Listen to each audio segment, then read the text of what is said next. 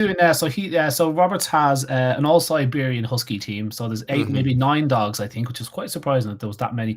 9 Siberian Huskies pulling him along in one of the longest races in Canada. It wasn't the Idiot Trot, it was the other one. Very long, grueling race, quite a high failure rate. And he says with the Siberian Huskies, which is rare in Canada, but he's all raw fed, powered by fat was his slogan. Yeah, he's got himself a load of followers in the last year. Check him out, guys. I forgot we're live. Mark Roberts, Dr. Mark Roberts, canine nutritionist extraordinaire. He's the pancreatitis guy that led the way and cleared all that up for us about the role of fat and carbs and stuff. So he's great, and he writes nice articles once a week, does little videos, quite scientific, very cool from Facebook. But he just finished that race. But they were saying that, compared to the mongrels, they haven't a hope. The Siberian Huskies don't have the pulling power of the Husky cross, Chinook cross, Hound. I don't know what else they're crossed with, but they don't have. They couldn't possibly win. But it's the fact they're finishing the race. So I wrote a little piece there today, and I was saying of all the advantages Raw might have, whatever about a few little things about joints. There's a few little studies that you could bring up about that, which was interesting. The sled dogs, the more protein they fed, the less injuries they had. The least protein, the most injuries over a season. So that was from Reynolds in 1996. I talked about a few other benefits. Then I mentioned the panting thing that you came up with, Nick. I credited you with that. Eat more CHO, carbohydrate, the more you have got to get rid of it by panting. So now you're panting more, which is not good. I mean, who wants to be gassing out? So I came up with 3 gems, and it really caught on. And lots of sled people were saying, is there any more information on sporting dogs? But I mean, let's do a show. Let's do a show on everything pertaining to sled dogs. Top 10 reasons why we think. The problem is we don't have. There's no, as the girls were saying in the UK, they said we have all Siberian pulling teams, 3 or 4 doing different sports, canicross, biking, whatever. And she said the top 4 are all raw fed. The teams are, but she says I couldn't tell you what the difference is between dry or raw fed because it's not like they're being compared. There's a lot of raw fed teams out there now. You can't do time trials. It's too narrow. There's too many factors. How your dogs can get injured. It all depends. You could do vet bills per dog. Oh, that would be interesting. Would they get involved? Would you get both sides involved in equal measure to measure? Do you know what? Monitoring their injuries to their dogs, in those high performance environments. That will be a good one because we already suspect, due to that study in 1996, we already suspect the more carbs you're feeding them. So that was interesting. Anyway, so fair play to Mark Roberts. Boo the bus for Mark. Well done. That is a savage effort, and apparently huge weight loss in the matter because to push that thing along any hills, the dogs will start to slow. Unlike the mongrels, which just keep pulling. You can stand on it and go up a hill. Was that a play on words? Was that like any hills? Any hills will start to slow. Yeah. I love that Hills have got they used to have a logo, and it was the H, and underneath it said transforming lives. Yeah, for the good or the worse. I was going to get a T-shirt. Yeah, it's perfect. It's absolutely true. Yeah, it can be quite transformative sitting in a hospital for a few weeks. All right. I shouldn't say that about Hills. I've got no opinion about Hills. I'm sure it's wonderful. But anyway, guys, tonight is FAQ. We are Raw Pet Medics. You will find us on patreon.com/Raw Pet Medics. And there people can give us the price of a cup of coffee each month. And we deeply appreciate it. And we see you doing it. And it's very, very helpful. And we are getting a lot more followers, and people are making their way over to Patreon. And we would just like to encourage more of you to do that if you can. We would deeply appreciate it. No problem if you can't. That's okay. We are here anyway on Facebook and anywhere you listen to your podcast and YouTube and anywhere else I'm forgetting. But guys, do you have any burning things you want to get off your chest? We're also on YouTube. Yeah. So if you're not a fan of Facebook, you can see us on YouTube, and if you can subscribe and smash the like button. That's the trendy way of saying it these days. Is that right? Smash that like button, please, because then we get more people to the channel, and we can spread the word much greater. You can actually help us with that simply by doing those 2 things. So makes our tail wag. And I thought, since we don't have a specific topic tonight, and it's very much Q&A, I really was interested in Connor's Valentine's evening show, which loads of people have appreciated and said was absolutely brilliant What's piece this? of showmanship, and such a well done job. Thanks, Connor.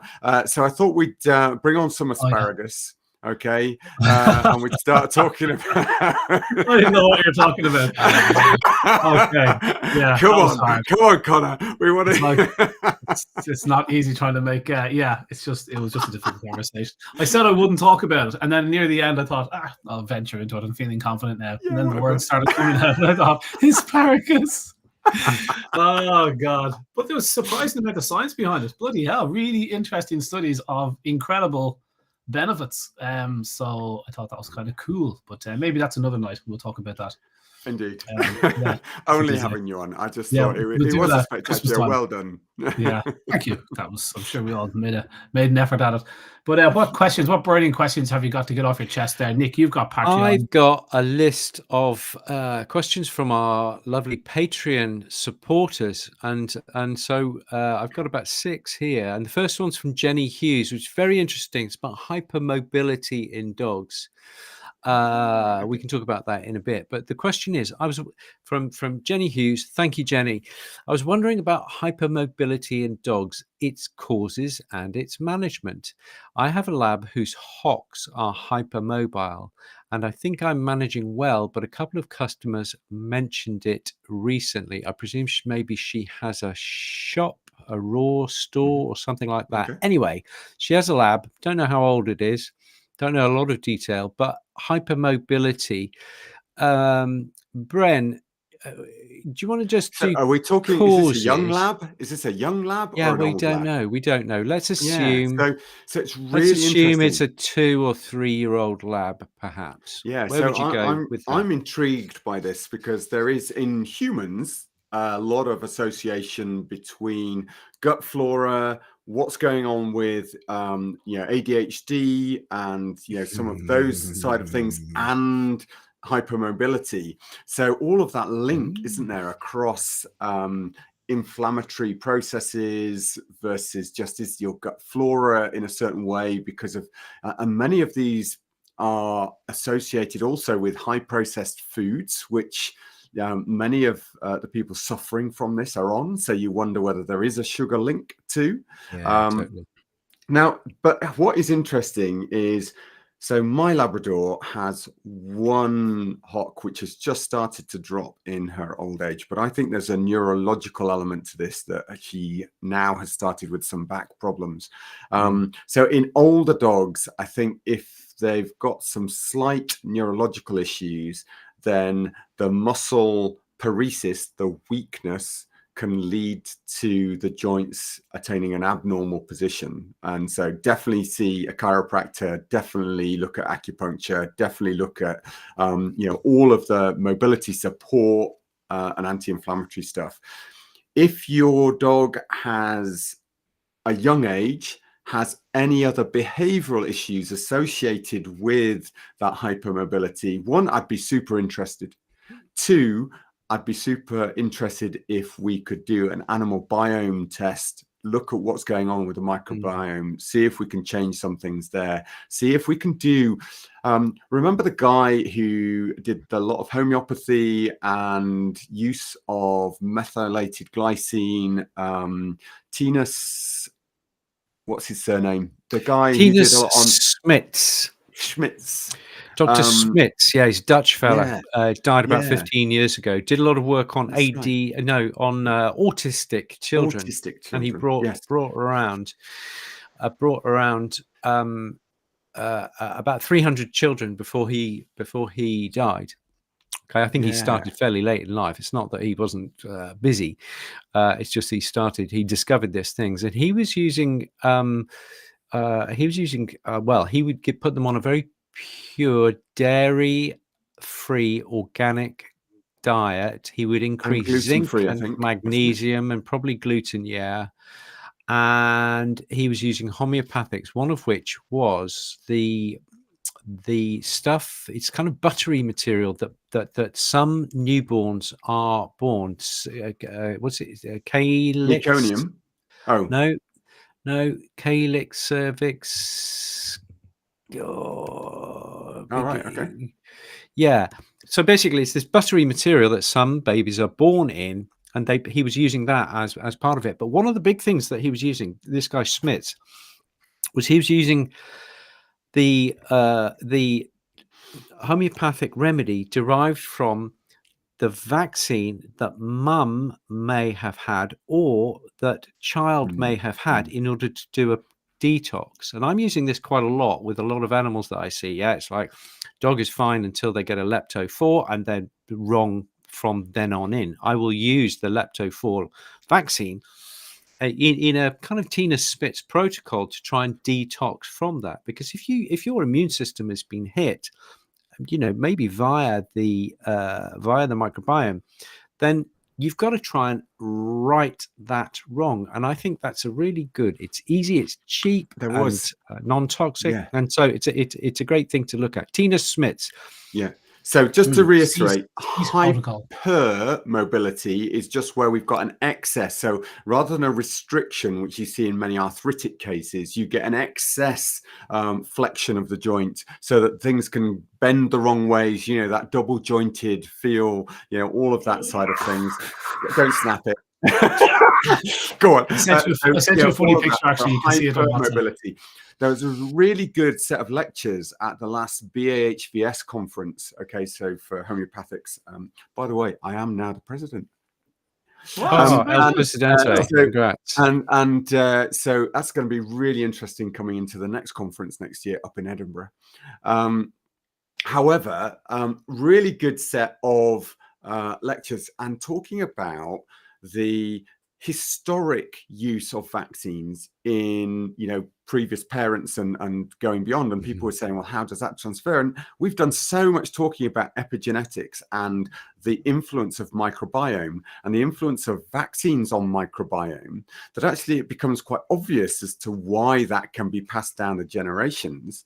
We've seen so much stuff done in the early 20s about the effects of remedies on microbiome as well, to understand why they could resolve some of those issues. But actually going back to understanding where you've got influences of vaccines in the ancestry of those cases, feeding down to the microbiome, and then a few other epigenetic things come in, you can understand totally why it can affect this, sudden tell us why.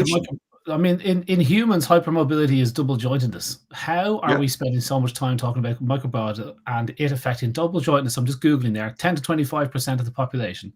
If this is the same thing, if this is hyperflexibility type issues in a dog, what is the microbiota link to joint? So the microbiota link is that when you've got ADHD or you've got autism, you often have associated hypermobility with those cases. And we know that there is a link with those cases to what's going on with their microbiome and a certain microbiota. So there may well be a link that affects the metabolism, which forms your connective tissues, and leads therefore to the two things happening in the same patient. So that's where the microbiota link is. Now, how that actually changes it may be, we talked about zinc a moment ago as one of the treatments. And last week, if you remember when we were talking about zinc, 2 weeks ago, when you were talking about it, eulogizing about it over Valentine's, you were talking about its effect on,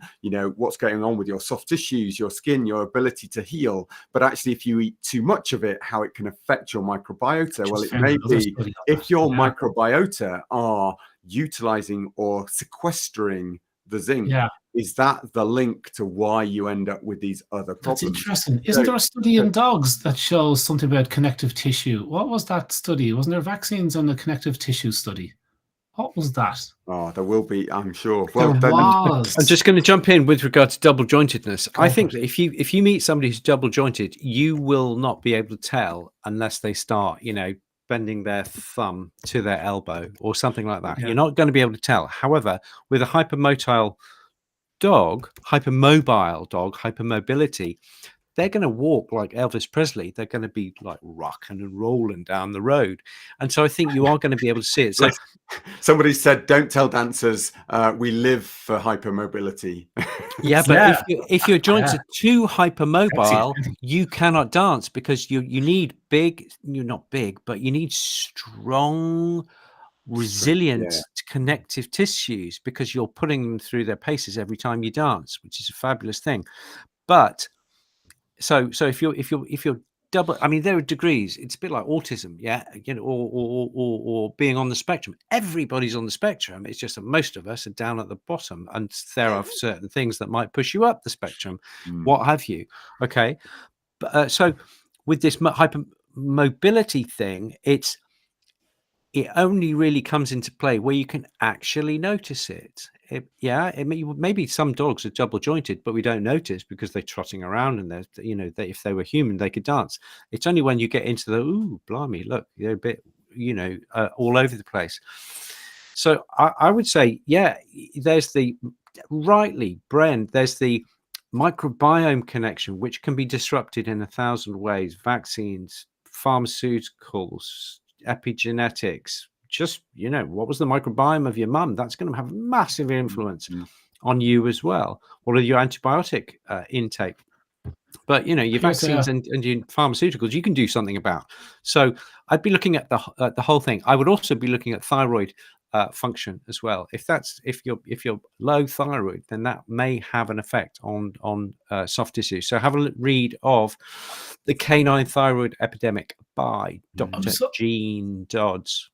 I'm so surprised that we're talking about double jointedness as being a major issue, because so many kids I know, some kid turns around, look what I can do with my fingers, and they can touch their wrist, and it's like, whoa.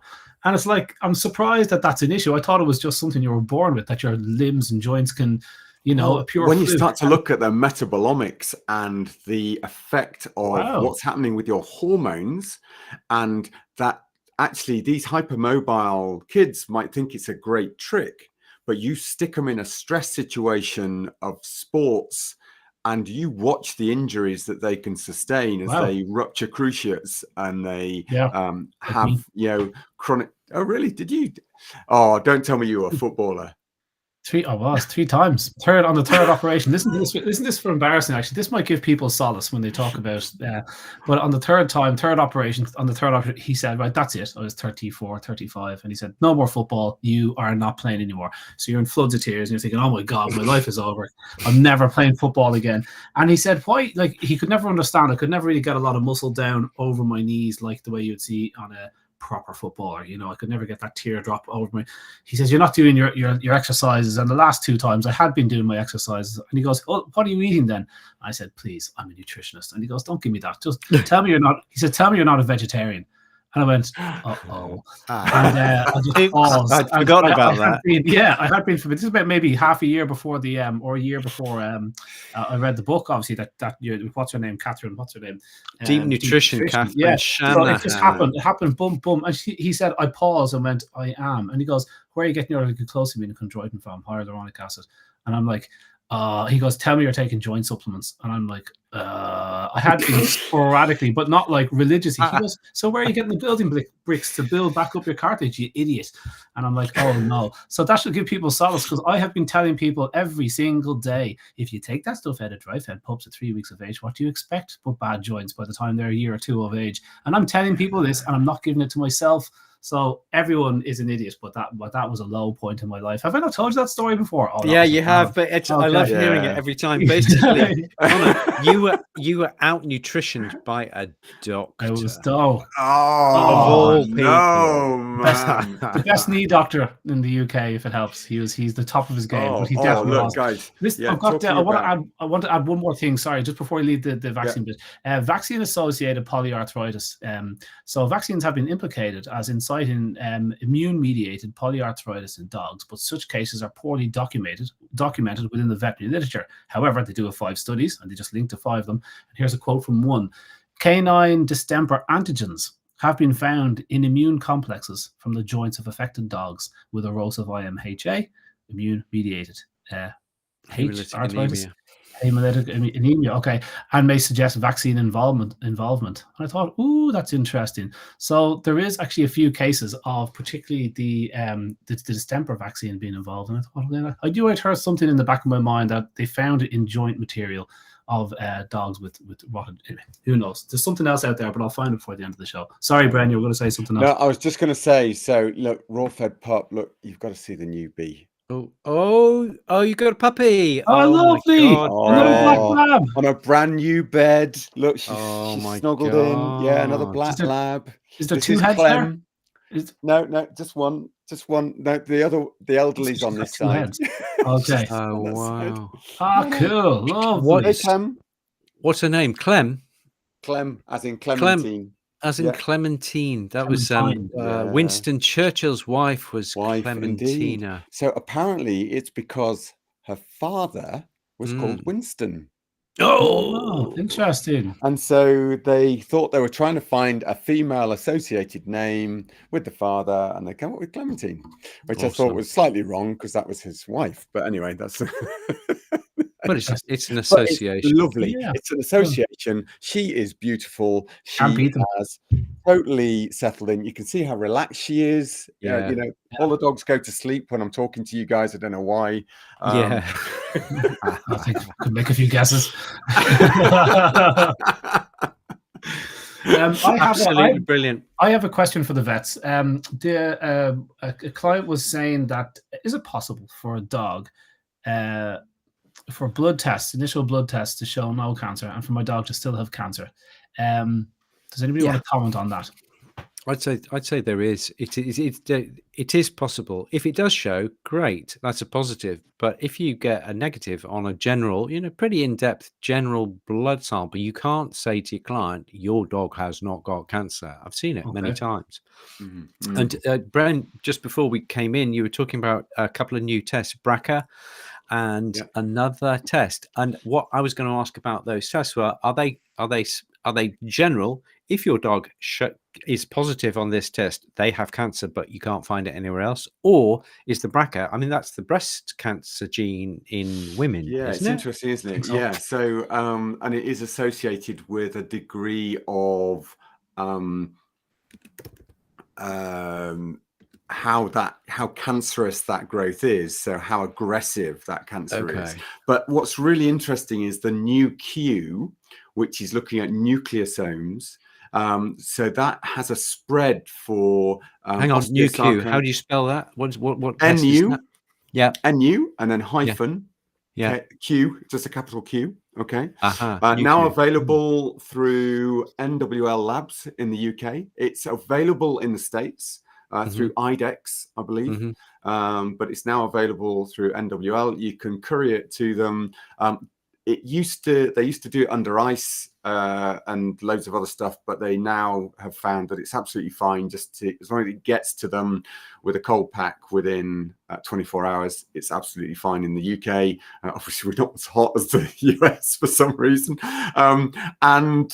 So they are now available. It costs, I believe, just over £100, including VAT. So what does it test for? Expensive. And it looks at nucleosomes. And they did associate it with a CRP, so a chronic reactive protein test, just to differentiate some diseases. But they now just do the nucleosomes. They do offer alongside that, for not much more, a full biochemistry and hematology. But it looks particularly at osteosarcoma, hemangiosarcoma, and lymphoma. And the reason that it's so good is for all of those guys out there who are considering MRIs or PET scans or CTs as follow-up. There's a lot of information now on using the new Q test as a monitor to see how effective any surgery or any treatment is and whether you've got any secondaries occurring. So for sort of ongoing monitoring, it can be a really good new test that's available. Oh, that's fantastic. With osteosarcoma. NU, so Martino, it's NU, not W, NU-Q. Can you write it up there, Bren? Yeah, somewhere. Yeah. Let me. Okay, so this is really good because with osteosarcoma cases, they are heartbreaking because the osteosarcoma often happen in long bones in the larger breeds, the greyhounds and danes and all the big guys, and that's one of the most painful bone conditions, and often as a just to do something to give the dog some relief, they will remove the leg. The problem is that often the disease has metastasized to the rest of the body. And so you'll be presented with this three-legged dog who looks absolutely fine, but you don't know whether there's significant metastases or not. So I can see the NU-Q would be great. test as being, Some are we relief, going in the right direction? Are yeah. things happening? Because you just can't tell. If you've got metastases in the vertebrae, in the liver, in the lungs, you may not see them until they're actually visible. When you visualize those tests with ultrasound, MRIs, X-rays. I think that was one of the cancers that Habib mentioned 2 studies of medicinal mushrooms extending the life in dry-fed dogs by a year. It was lion's mane and turkey tail, the 2 mushrooms that he was talking about. And turkey tail is great. They pay a fortune for it over in Japan, but getting it there is the problem. But so we've got lots of it. We've trodden it. It grows out of our logs. It's everywhere. Highly anti-cancerous. But I think one of the sarcomas was mentioned. Now I'm thinking it was hemangiosarcoma, but just purely because you said that. But it was definitely one of the sarcomas. And he said a year for one of the most aggressive cancers. Can you imagine? Just from eating a little bit of mushroom. Fantastic. What a we see some great responses for complementary medicine to hemangiosarcomas. I've got them 4 or 5 years on without problems. I've got from osteosarcomas, giving them 18 months where they've been told 6 weeks is where they're going to be, and they just don't believe that, and that gives them quality of life. That's the point. Not I'm sick as a dog on chemotherapy and radiotherapy. But anyway, that's an aside. It was one that was a test that they used to have to ship them to Texas. So I think it might have been Houston, or was it? University, to get the test done under ice in the States. But now I believe it's widely available at IDEX. Which one? NU-Q. NU-Q. Okay. Which is right. So NU-Q is available in the UK with which? Well, with UK, it's with NWL. With in the US, it's with IDEX. And how much would that cost a client to run that through a vet like yourself? So I think it was about 100 quid. Yeah, so I think it was about 75 quid plus VAT. Okay, for the test itself, a little bit more. You can get the full biochem sort of follow up and hematology with it as well. How do you know to do that? If the bloods don't show up with cancer, how do you know to go and spend more money on specific tests for specific cancers? Is it just purely based on symptoms? So if you've got weight loss in an older dog, you've got maybe just not quite right. You maybe feel a mass in the abdomen, and so for some people they want to know a bit more before they go in operations wise.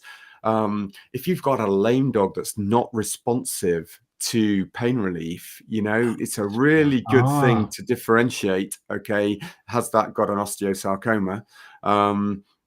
Sometimes people will say, is that a swelling of the joint because it's an infection, or is that a growth? So differentiating that can be really useful. Very good. It's really good. And guys, this segues really well. We're talking about cancer. We're talking about medicinal mushrooms. And one of the questions from Patricia Lawler says, hi, guys, I'd like more information on medicinal mushrooms, please, particularly in relation to canine cancers. So I'm gonna start. This is the product that we use here. It's called Coriolus Plus, and it's a mushrooms combination by Mushrooms for Pets. There are a few others. There's Brent. I'll ask you which one you use. We have one next week. We really should be giving them a plug here. We have what? Oh, the mushroom guy. Yes. Oh my God. I hope he's not listening. Anyway, keep going. Keep going. Rob Silver next week talking about medicinal mushrooms. There you go. What's his Okay, company? I'm just going to tell you what's in Realmushrooms.com. this. Real. Sorry, Rob. So this contains Trametes vesicula. It contains Ganoderma. It contains Gratiola. It contains Lenticular and Cordyceps millenaris. Okay, so that's what. But you can look it up online. Okay, you can get it. You can get it from the Holistic Vet store, but you can get it online as well. And I take it, because it's an immunostimulant as well. Not it's stimulant. It's just it's an immunomodulator. Things that are too high it brings down. Things that are too low brings up. It's super safe. That's Are you taking it as a regular edition, Nick? I mean, I do wonder when it comes to the medicinal editions. I can't help but can't shake. Caroline Ingraham, if she was watching, she would be saying, "Put it to the side of the bowl. See if the dog wants it." When it comes to the more medicinal, you could imagine Nick with a little pile on the side of the bowl. Yeah. Am I going to take it today? I'm going to take it. No, just take it. Yeah. Okay. So here's Zoo Pharmacology. I take it when I fancy. Yeah. Never know. There you go. Your mind see. Yeah. Come on. What does an oyster mushroom look like? Is it on your list of asparagus and oyster mushrooms are absolutely delicious. Aren't they the big yellow ones that hang out of the bags? You can grow them at home. Oh my God, they're delicious. When I was a veggie, that was a big part of my diet. Loads of butter on the pan. You cook oyster mushrooms and you leave them alone. Don't move them until they brown, and then loads of salt and pepper. Oh my God, they were absolutely delicious. That was as close to meat as you'll get. Very what's the word? Umami kind of. Umami kind of taste and smell. Yeah. Lovely. So yeah, I'm not sure. Somebody's shouting in the back of my head, "Ufafu!" So you. I think a little bit of medicinal mushrooms now and again. I take them as well. I bought them to put them in Parapace, and I also kept some for myself. And I take them as well, a little bit here and there. And I think I don't see the harm in that, because almost all prey, when you should have seen the amount of mushrooms that female deer would eat, given the chance once they come up. So you'd find like 5, 6, 7, 8, 10% of their stomach contents. I mean, that's a 2 kilo stomach. That is a lot of mushrooms that they found. Wow. So if they get the chance, they will. And I'm sure smaller animals will. I'm sure when it gets down to rodents, they'll eat anything. Definitely. Yeah. See mice marks in the mushrooms on our fields. So yeah, I bet. So I bet you it would be a part of their diet in small amounts through at least prey meat and stomach contents. So yeah, I suppose yes. But I'm no expert, but we do have an expert coming on next week. And Rob Silver. I'm looking forward to that. Silver. He's got so many things to ask. I mean, I use Corpet. I've used it for many years. People say, well, it's not necessarily, the wild fruiting bodies, but the thing is that they pharmaceutically grade it. So although it may not have as much of the actives in it, they actually grade how much actives in it, so you can dose it more reliably. So that's Corpet. So that's one that I've used for 25 years when they first sort of like came and started talking about how they were growing. And the advantage was it was not stripping the wild environment of turkey tail and that side of things. So it was really trying to embrace, because so many of the Chinese herbal companies, you've got to be really careful with, because they're sending guys out into the woods and literally taking out all of those fruiting bodies and decimating sometimes the environment. The other thing to remember, and this is key to anybody who's using these, is actually they become more active when they are exposed to UV or dried and heated. Okay, that actually changes the activity up, which is really interesting compared to many herbs and how you're treating them prior to using them as medicine. So I wonder whether the activity of digestive enzymes and stomach acid would enhance. Yeah. So your deer eats a mushroom, okay, goes into the stomach, acid bath, and then into the duodenum and gets a slosh of pancreatic juice, which is all those digestive enzymes. I wonder whether that affects, whether there's an enhancement there. Yeah. So I've seen, so great, if you're looking for individual mushrooms, there's a great human company called Dirtea. Okay, so DIRTEA. That is a great individual range of the powders, but they've activated them. So they were at the Longevity and Health Optimization Summit last year. Great guys. They use one of the TV chefs to design some of the teas and stuff that they make with them, the matcha combinations. So yeah, great. Okay, and I'm going to give a little shout out, and I don't get anything from these guys. The Bristol Fungarium, Fungarian, They do some great tinctures, don't they? They do, yeah, and they're Yes, very, very yes. deadly. Just a couple of young guys set it up, and they're just making some fabulous product. Bristol, as in UK, Bristol Fungarium. Check them out. I've got some of their tinctures that I use in my coffee in the morning. Oh, nice. Interesting. Yeah, that's really good. So Do you yeah, want another question? We've got just when I feel like it. Yeah. So we've done 2 questions in 35 minutes, gents. So, but that's okay because we're just free associating here. Okay, so Caden says, does omeprazole affect raw-fed dogs negatively? I'm still struggling with reflex stroke regurgitation after a meal, and vets have suggested omeprazole and an HA diet trial, possibly B12 and folate test. Right. Well, Bren, you did a bit of work on omeprazole back in the day. Do you want to just share there was so there was some work done with the treatment of Helicobacter and the use of metronidazole alongside omeprazole. And in dogs, they found it had no effect. In fact, if anything, a negative effect to the treatment of Helicobacter. And then that question came in as to whether actually antacids in the canine and feline world were actually of any use whatsoever for shifting. So we know that there's a great study in 1985 by somebody, I can't remember the long name, but looked at the acidity of dog stomachs post eating, which actually in the first 30 minutes goes down to between 0.5 and 2.5, and as a pH. It then sort of gets to a point of just below 3 to 4, and then it neutralizes just before emptying into the intestine, the small intestine, which is great, just does not burn the small intestine as it mixes with all the bile and everything else. That is a great neutralization.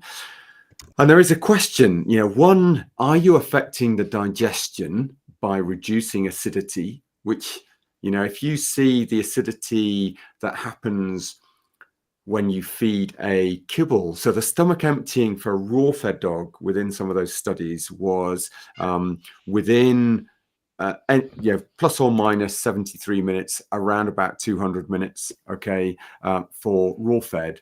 If you suddenly put in kibble to some of these dogs, they had a gastric emptying time which was ranging into the sort of 400, 500 minutes, and they were still full of kibble. They tried to say, well, is that just because the amount of water that they were consuming, wasn't allowing that digestion? But obviously the pH rush doesn't last anywhere near that long. So they had neutral stomachs that could then ferment, and you'd get bloating and all sorts of other issues occurring in those circumstances. And adding omeprazole hasn't, as far as I know, shown a change in that stomach acidity in that first 30 minutes of consumption for dogs. Slightly different for humans. We don't have that same acidity. We do have a peak just in that first 30 minutes, but it's not the same.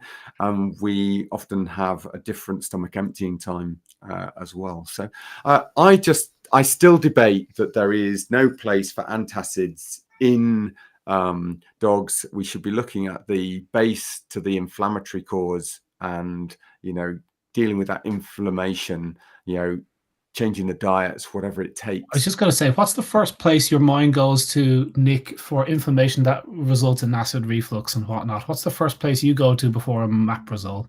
I would go. They're suggesting B12 and folate, and that's not a bad idea. Yeah, because you may not be absorbing those vitamins appropriately. But I would go with food trials. Yeah, because, and I imagine Caden's done this, and I think he has. Yeah. But if you've got a dog who is regurgitating on a regular basis and they are chicken sensitive or beef sensitive, and you continue to feed beef twice a week, you're going to have regurg twice a week. Why? Because you get this inflammatory response to an inappropriate protein. So I would totally go with food trials. There's another one that I use called Vomisan. Okay, and it's quite similar to your Biofunction 8. Contains chamomile and mint and Westwood, excellent product as well. Yeah, they do a keeper's mix sensitive. You know, lots of German chamomile. Yeah. There you go. Yeah. So these type of products and also we'll edit this out later, guys. Don't worry. Sorry, God, I just couldn't resist. Do it. What's this? What's this new one? What's this Vomit something? Vomisan. Yeah, what's that? Don't show. It's all in German, and I can't remember what's in it. But it contains chamomile, mint, fennel. It's basically it's a herbal preparation, and I will use it where where the conventional guys would otherwise use omeprazole. Yeah, as the name suggests, Vomisan. It's kind of vomit. It's surely worth a shot to do the reason we drink chamomile tea. It's called Mother of the Gut. German chamomile is most effective. There's a Greek chamomile as well, but it's fantastic. The studies abound, hundreds and hundreds of studies on chamomile, how effective it is for so many things. And acid reflux is mentioned in the studies. It's just fantastic. Type in your gut ailment and chamomile and you'll find the studies from very low doses. So doses you would get from a cup of tea type idea. And we know it works because after a full dinner, you take some chamomile and you will relieve the bloating and gas, which is taking up some of the extra space in your guts. So it's really effective. So I think they're definitely worth a shot first.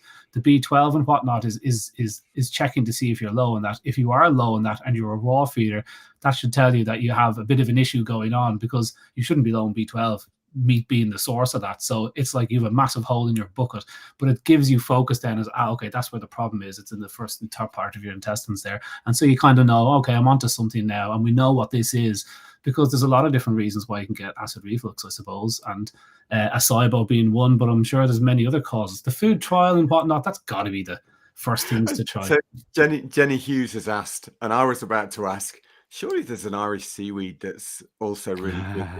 Oh, wonderful. Yeah, I do hate plugging my own products on this show. I don't know why I don't do that. Chamomile is just, it's simple, but it's got to be organic. So you want to get organic chamomile, and I always pair it with marshmallow, which is what Biofunction is, just over my shoulder there. And a few seaweeds. You get nutritional deficiencies and whatnot, but you've got to explore that single protein, nice, simple, easy to digest diet. Might be a time to try a little lightly cooked diet for a while. If you've tried all the raw diets, try and shift to a lightly cooked one if you wish. Bren doesn't like that. But because it's easier to digest, so when the guts are firing, it's something to cool off the jets. And so I have a bit of success with that as well. But it can be a bit tricky sometimes if it doesn't go away. Yeah, and I think there's something else to add in here, and that's where so many people associate, if they've got a gut upset, that they should be lowering the fat and actually just adding in more omega-3s, as an anti-inflammatory fat would be really useful for helping to seal and heal the gut, just improve, what the body's able to do is reducing the inflammation. What about calcium? Can we not pop in a bit more calcium? Okay, now maybe let's say ground eggshell powder. Can we not try and copy the Rennie approach and say, okay, what about hockeying in a bit of calcium here? Or are you just going after the omeprazole route and fiddling with things? But is that not the carbonate that actually, is their thought in process in that? When you're talking about adding in the calcium like the antacids, it's usually because it's calcium carbonate, and they're asking the acid to combine with the carbonate, produce carbon dioxide and water. Yeah. So neutralizing the excess acid. Yeah. But do you really want to fantastic. produce, do you really want to I don't try know. and do that? I mean, that's, why would you neutralize the acid? The acid is really good for good digestion at that point. And it's not hyperacidity that's often causing the problem. It's inflammation. So get rid of the inflammation. Stop buggering around. Sorry, excuse my French. Stop messing around with the acidity. Yeah. Okay. Yeah, cool. That's good. Okay, here's an interesting one. I've had some success recently using probiotics, prebiotics, and anti-inflammatory herbs in recalcitrant regurg cases. How about that? We use a thing by Adored Beast called Gut Soothe, and it can be a game changer. So maybe it's a biome thing. The biome of the stomach. That's a fairly little known area. Or maybe you're changing the biome in the duodenum, the first part of the small intestine, and if that's inflamed, that then says, right, you can relax, Mr. Stomach, and thus you have less gastritis, thus you have less regurgitation. Maybe it's working at that kind of level. And if it is I love a homemade, just making, a mint, ginger, and lime juice, smoothie. You just, blend that up. You can dilute it with a little bit of coconut water, just to make it as a really strong, pungent ginger shot. That can be really good for soothing gut. Yeah, those things do work. I mean, it's a fact that they work, but even shifting the diet, if you start thinking it's a biome thing, that's why shifting the diet is going to possibly help. If there is some troublesome baddies in there and they're enjoying what they're being fed at the moment, you've got to shift it completely. Change to a different protein, different supplier, lightly cook it to deform it, just change it to something else. And I think that's a good idea because you're going to shift the biome. Different guys will grow given different foods. And so now's the time for a change. But often people are stuck in that routine, but try one for a couple of weeks, try another, and definitely pop in those natural herbs you've been mentioned. That's definitely the first place to go rather than omeprazole, which the downwind effects of omeprazole are digestive upset. And you have digestive upset, nausea, and all sorts of things that come from it. It's like, bloody hell, that doesn't sound like a solution to a gut issue. It sounds like a temporary bandage on gangrene, Especially for a raw-fed dog, because if you're reducing stomach acidity, you're going to be reducing the first part of the defense of the gut, because a lot of bad bugs are fried in the acid in the stomach. So if you reduce the acid, it means that some of those baddies might be able to get through. Also, the stomach acid kicks off the pancreas, and that's a whole digestive cascade. So if you put a spanner in the works in the car at the beginning of the production line, it means you're going to have the car that comes out the other end is not going to work by definition. So because the whole production line is affected by that first process. So I think be very careful with omeprazole. If it's the only thing and it does make a massive difference, then maybe that's the thing for you. Right, guys, I've got another 2 questions from our Patreon people. Let's go over to our Patreon and let's have another 10 minutes and just whack through. At this rate, 2 questions would take us about 45 minutes. Let's just give a little blast to the last 2 questions over on Patreon. That'll be fantastic. Yeah, come and join us if you can. That would be brilliant. Just on patreon.com/rawpetmedics, and you will find us over there. It'd be great to see you. Great to join our community. Great to support what we do. Thank you so much. But for now, until next week. And next week, just reminders, we've got Rob Silver. Real mushrooms. Mushroom Man. Real mushrooms. Marvelous. Okay, so we're gonna wait for that. That's brilliant. And we're going to need to update everybody about what we're doing because there's so much coming up. And we're going to get really excited. We'll do a rundown before Rob. Okay. Amazing. See you, everybody. Guys. Thank you so much. We're going over to Patreon now to chat a little more.